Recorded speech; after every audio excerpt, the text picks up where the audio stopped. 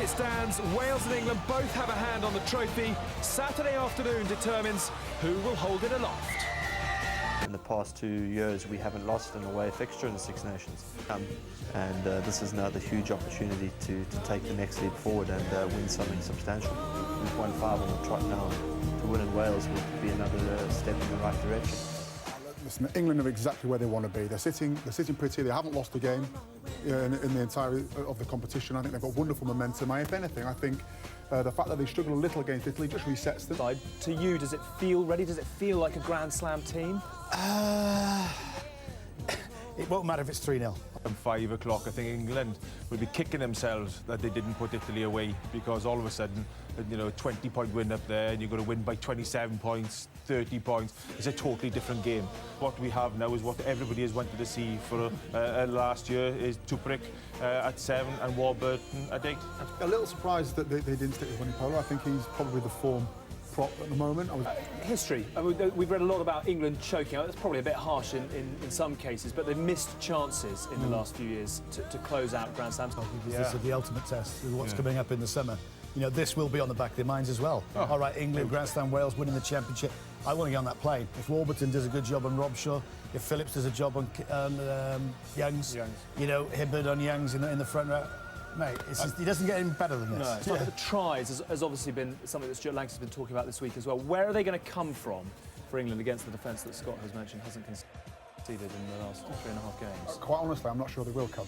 Probably won't be pretty, but I can't wait. The one thing I would say is there's one big game breaker on that field, and that's Tuolangi. Yeah. He is the special class act. I'll throw your Tuolangi and I'll give you a north. sorry. Vunipola keeps out Cian Healy on the loose head. Richie Hibberd edges out Tom Youngs by a fraction of a point at hooker, and Jeff Cross retains the tight head spot. Dan Cole and Adam Jones not doing enough to move ahead of him last weekend. The English locks have been selected throughout the tournament. In fact, it's a complete English back five. Tom Wood still selected at his original position of blindside. Robshaw at 7, and Ben Morgan has kept his shirt despite not appearing since week 1. The core of our Lions index 15 is actually English. Ben Youngs and Owen Farrell remain at half-back. However, the centres and the wings are Irish. Fergus McFadden's selection on the wing, courtesy of high scores from Paul Wallace and Scott Cornell. The dip in the quality of the tournament, perhaps indicated by the selection of Simon Zebo, who only played in round 1. Apologies, Simon. Lee Halfpenny at fullback averages 7.3 out of 10 per game, along with Chris Robshaw, the most consistent forward in this year's Six Nations, according to our analysts.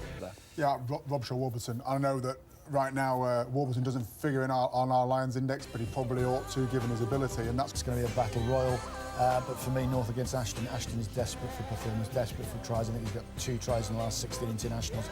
You are going for Hibberd's Young and Cole, and you've obviously got Adam Jones. The opposite sides of the scrum, but really going for one position. Of course they will, yes. Who would start? Adam Jones. I think. So predictable. No, only because. Just in terms of the game itself then, on Saturday, where do England, do you feel, go for Wales, and where are Wales vulnerable? Which will be Tuolangi at the middle. Wales, we don't play with numbers on our back. Don't worry about Warburton, don't worry about Tuprick. We will play with heads-up rugby. We will go out there, we will look to score tries. England by 3.